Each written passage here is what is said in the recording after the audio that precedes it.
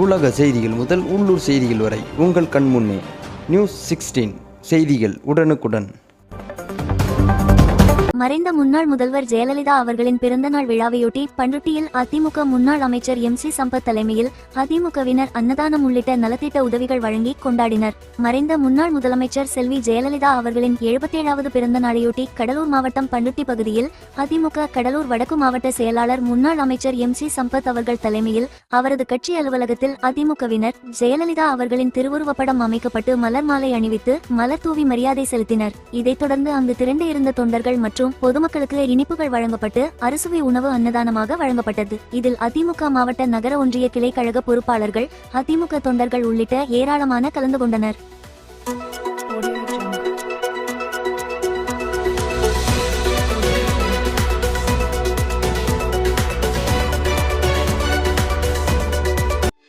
உள்ளூர் செய்திகள் முதல் உலக நிகழ்வுகள் வரை உடனுக்குடன் அறிந்து கொள்ள நியூஸ் 16 சமூக வலைதள பக்கங்களை சப்ஸ்கிரைப் செய்யவும்.